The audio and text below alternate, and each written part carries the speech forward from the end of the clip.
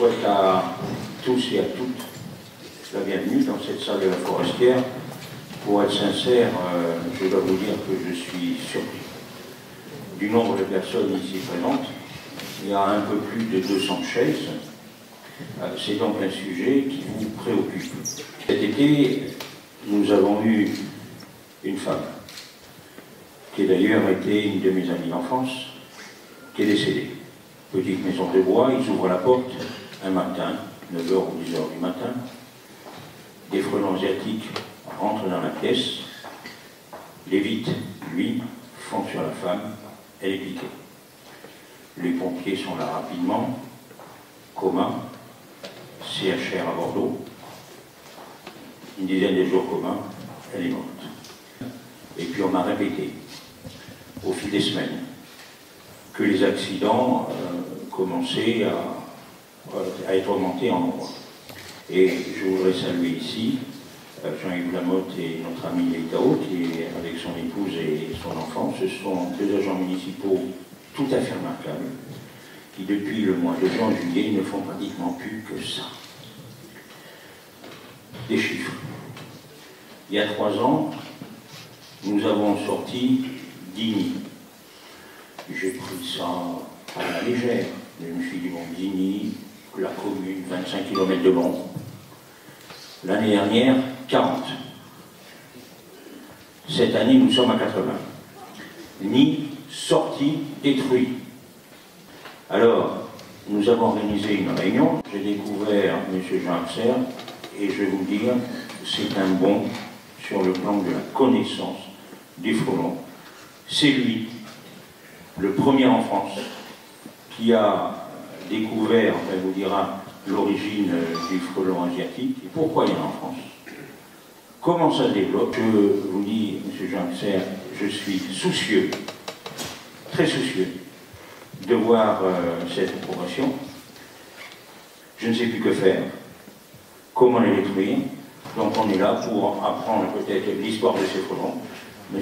Jean Axer, qui est chercheur au muséum, et puis j'espère qu'on va tous repartir réconfortés avec, j'espère, des solutions, mais c'est mon Dieu. J'ai rarement vu autant de gens intéressés par une problématique comme celle du frelon asiatique. Si effectivement on arrive dans une région, plutôt dans une commune, où il y a une pression liée à ce frelon qui est plus forte que la moyenne, et il y a réellement une pression plus forte que la moyenne, ce que vous avez là, ce que vous nous décrivez, le nombre de nids, etc., c'est clairement quelque chose d'inhabituel. La concentration ici est anormale. Donc je vais vous parler de ce que l'on sait, des faits qui sont réels et avérés concernant ce frelon. Je démystifierai certaines choses. C'est un hyménoptère qui a une piqûre dont la puissance n'est pas supérieure ou inférieure à celle de nos hyménoptères locaux. Globalement, les molécules sont à peu près les mêmes. Donc, terrain allergique veut dire danger. Voilà. Donc, il est hors de question de minimiser le problème, mais il ne faut pas non plus l'accentuer en créant une psychose. Hormis terrain allergique, je connais, j'ai eu des stagiaires qui ont travaillé avec moi, qui se sont fait piquer à de nombreuses reprises et qui ont eu la chance de ne pas avoir ce fameux terrain allergique, hein, donc de ne pas développer le choc que cette malheureuse habitante du Cap Ferret a pu développer. Voilà. La première chose qui a alerté les pouvoirs publics quand on a commencé à en avoir, donc après le signalement que j'avais effectué, Vespa velutina s'est révélé très vite être un redoutable prédateur d'abeilles. En France, nous n'avons que 2 espèces de frelons. Celui-là, c'est Vespa crabro, c'est le frelon ordinaire. C'est un gros frelon, un gros insecte.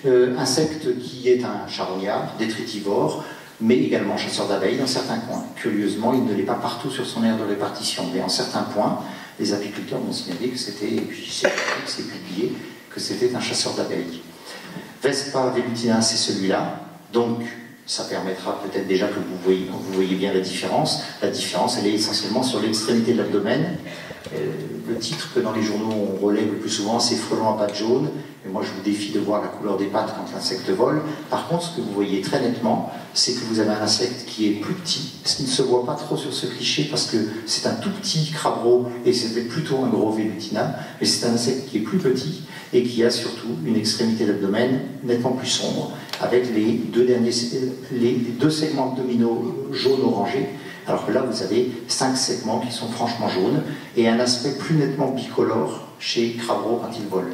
C'est exactement le même comportement de vol, c'est globalement les mêmes cibles. Différence notoire, Crabreau a une activité nocturne, Velutina ne l'a pas. Ça veut dire que quand vous mangez le soir autour d'une table avec une lumière éclairée et que vous avez des gros frelons qui tournent autour de vos lampes, ce qui se produit en ce moment, je pense que beaucoup d'entre vous l'ont remarqué, ils tapent au carreau, etc. C'est toujours du Crabreau, donc c'est le français. En Asie, Vespa velutina, ils rencontrent ça. Et ça consomme ça. Donc, voilà déjà une des raisons de son succès écologique sous nos latitudes, c'est qu'il n'a pas de choses comme ça pour compenser. Ceci dit, ça, c'est un destructeur d'abeilles d'une puissance très supérieure à Velutina, donc oublions l'idée d'implanter le prédateur de Velutina en France pour se débarrasser d'un problème. On en importerait un bien pire que le précédent. Nous n'avons pas mandarinier en France pour le moment. Les fondatrices passent l'hiver enterrées. Alors soit dans des souches, soit coincées entre des objets divers et variés. Moi j'en ai trouvé dans des tas de tuiles. Vous savez, quand on entrepose des tuiles, elles aiment beaucoup ça, parce que ça doit garder une bonne chaleur. Donc dans les piles de tuiles, dans le bois mort, si vous avez un tas de bois derrière chez vous, que vous entreposez, avec des écorces un petit peu déliquescentes qui se décollent, il aime beaucoup se glisser sous les écorces. Très souvent, quand on fait du feu, on les voit qui sortent des bûches très rapidement, parce que c'est là que dorment les fondatrices. Voilà la fondatrice, voilà son jeune nid, hein, c'est ce petit nid sphérique qui renferme une douzaine d'alvéoles et dans laquelle la fondatrice, donc la reine, va produire ses premières ouvrières, une douzaine ou une quinzaine. Donc c'est probablement à ce moment-là que la deuxième vague de nettoyage se produit et qu'on limite l'implantation de cet insecte. Repérer et enlever un nid de cette taille-là, c'est l'opération idéale. Ça évite 2 mois plus tard d'avoir ça. Voilà. Alors son régime alimentaire, eh bien ça c'est des choses que tous les apiculteurs, et s'il y en a dans la salle, malheureusement ils connaissent cette image-là. C'est le vol stationnaire. Ce frelon chasse en vol stationnaire, attend devant les ruches, ou attend devant les fleurs, ou attend au-dessus des fruits quand d'autres insectes sont en train de manger du fruit. En fait, ils attaquent un peu tout. Moi, je les ai vus manger des papillons, je les ai vus attaquer des tas de choses. Il y a même des gens qui m'ont signalé qu'ils avaient observé des Vespa velutina attaquant une souris qui avait été blessée, alors je ne sais pas par quoi, mais elle s'est faite achever par des frelons. Et c'est pas tellement étonnant, puisque dans les boulettes Gramneoni, on a trouvé des protéines animales mammifères. On n'a pas identifié le mammifère, mais on a trouvé des protéines mammifères. Voilà. Donc devant les ruches, le vol stationnaire, le frelon choisit, et à un moment donné, vous avez une attaque qui est ultra rapide, le frelon ouvre ses pattes, ça signifie qu'il en a choisi une et qu'il va l'attaquer. Les pattes ouvertes, vous voyez, par rapport à l'image précédente, où les pattes sont fermées. Ça c'est le stationnaire. Et entre cette image-là et la capture de l'abeille qui est là, il se passe rien, quoi. Il y a quelques fractions de secondes. Voilà. Et donc voilà, ça c'est un des clichés les plus proches que j'ai jamais pu réaliser. Hein, le frelon, il a choisi sa proie, c'est celle-là, et il l'a attrapée. La photo n'a pas été faite à ce moment-là parce que ça allait beaucoup trop vite. Et même au mode rafale, je ne suis pas arrivé à saisir cette chose-là. On va pouvoir éventuellement limiter son implantation dans les zones anthropisées, parce que c'est là qu'on n'en veut pas. Ce qui s'est passé au Cap Ferret, c'est pas admissible. On n'est pas là pour se faire piquer par des insectes à proximité des écoles, et surtout par un insecte qui a un niveau d'agressivité étonnant. Enfin, pour m'être approché et attaqué une fois par un nid, j'ai vu ce que ça donnait quand il commence à se réveiller. Au début, on n'est pas très impressionné parce qu'ils sont bien calmes, puis d'un seul coup, tout sort et puis tout vient vers vous. Et là, vous faites le sprint de votre vie. Ou pas. Et c'est donc qu'il y a un réel danger. Les pompiers, moi, quand je leur en parle, ils me disent on est étonné par la virulence de l'attaque du nid quand on le détruit. Bon, ben ça, c'est une défense normale d'un nid d'hyménoptère qu'on attaque, sauf que quand on attaque un nid de Vespa Crabreau et qu'on veut s'en débarrasser, ben, on n'a pas cette impression. On n'a pas l'impression de voir d'un seul coup tout sortir et tout se jeter sur vous. Donc le danger, il est réel. Et il est hors de question de le minimiser. Maintenant, en ce qui concerne le piégeage, il y a des pièges qui sont expérimentés avec des produits qui nous semblent de plus en plus spécifiques et de plus en plus efficaces. Donc, sans se décourager, je peux dire que l'an prochain, normalement, on va expérimenter quelque chose qui devrait être très bon et qui pourrait peut-être être une solution locale à tenter immédiatement d'implanter au Cap Ferret. Voilà ce que l'on peut dire sur ça. Bon, donc ça c'est une petite conclusion. Il fait partie de la faune de France, on ne l'éradiquera pas, c'est ce que je vous ai dit, mais il faut protéger ces ruchers. Et le risque majeur pour la santé humaine n'est pas avérée dans le sens où sa dangerosité est la même que celle de Vespa Crabro, mais effectivement, une densité telle que celle que vous avez ici, c'est tout simplement du plateau-vérin. Et je vous remercie.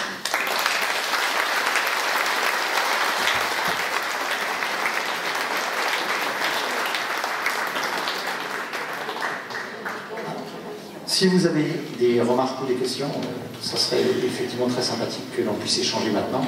Bonsoir. Oui. Vous disiez tout à l'heure qu'il y avait une certaine distance à respecter par rapport au nid. Pardon, je suis là. Ah, d'accord, excusez-moi. Pour justement éviter une attaque, donc à partir de quelle distance justement on doit se maintenir loin d'un nid si on en voit? Je dirais que quand on est au-delà de 5 mètres, le risque est pratiquement nul. Voilà. Par contre, si on est au-delà de 5 mètres, mais qu'on provoque une vibration forte qui fait bouger le nid, là il y a un risque. C'est-à-dire que par exemple sur une haie, s'il est dans une haie, vous êtes à une certaine distance, mais vous secouez un peu la haie et la vibration se propage, il y a quelque chose. Sur les troncs d'arbres, c'est la même chose. Bonsoir. Je voudrais savoir quel geste d'urgence devons-nous faire quand on reçoit une piqûre, peut-être à côté de la Ben, le frelon ne laisse pas de dard, donc il n'y a pas de dard à enlever. Je dirais que il faut prendre toutes les précautions, les précautions maximales. Moi personnellement, si ça arrive à quelqu'un de proche de moi, si j'ai le temps, je l'emmène immédiatement dans un centre, si je peux. Si la piqûre a eu lieu un quart d'heure avant et qu'il ne s'est rien produit, je dirais que de toute façon, c'est ça. J'ai été soumis à ce cas-là cet été où on m'a téléphoné. J'ai dit la piqûre a eu lieu il y a combien de temps? C'était une demi-heure avant. J'ai dit bon, ben, excusez-moi d'être cynique, mais si un problème avait dû se passer, il aurait déjà commencé. Parce que, bon, c'est très rapide. Quand on a un terrain allergique, la première piqûre n'est pas forcément dangereuse, mais la deuxième ou troisième, ben, vous connaissez le problème, et ça va très très vite. Hein. J'ai un ami à qui c'est arrivé avec une guêpe, le pronostic vital était engagé en 5 minutes. Monsieur Alcer, oui, l'expérience que nous avons, parce que malheureusement nous avons l'expérience. Les conseils qu'on peut vous donner, c'est si jamais le bras, la main, ça gonfle, tout de suite dans la voiture, arrête. N'attendez pas les pompiers, parce que même s'ils vont très vite, même s'ils mettent 10 minutes, ça pourrait être 10 minutes de trop. Nous avons eu, et je salue encore une fois nos agents municipaux qui ont fait un travail remarquable depuis des mois là-dessus, un employé municipal s'est fait piquer en taillant une haie. Parce qu'on nous avait dit qu'on les trouvait sur les hauteurs, en taillant une haie, ils ont eu la présence d'esprit de mettre tout de suite dans une voiture à reste. C'est comme ça que ça a été bénin. Enfin, donc, il faut aller très vite. Je voudrais vous dire qu'il ne s'agit pas non plus de paniquer. Hein. Il ne faut pas sortir d'ici traumatisé, c'est limité. On a fait, c'est beaucoup, mais que 80 nids pour 12 000 maisons. Donc attention, il faut rester dans des justes proportions. Mais ceux qui ont des nids, maintenant vous voyez comment on les reconnaît, je vous en supplie, téléphonez à la mairie et laissez-nous faire. Des agents ont bien été formés. J'ai été d'ailleurs surpris de leur connaissance, car ils en connaissent beaucoup. Parfois, au départ, par manque de connaissances, ils les ont tripatouillés peut-être un peu imprudemment, mais maintenant ils savent que c'est la nuit, que c'est très tôt le matin, 5 h du matin, etc. Ils font tout ça. Mais ceux qui en ont, téléphonez à la mairie, à la maison mère à l'Ège, ou ici dans les mairies annexes, et puis on fera suivre. Et dans les jours qui viennent, eh bien, nous les traiterons quand j'aurai trouvé un accord avec l'inspection du travail sur l'utilisation des produits, parce que nous sommes en France.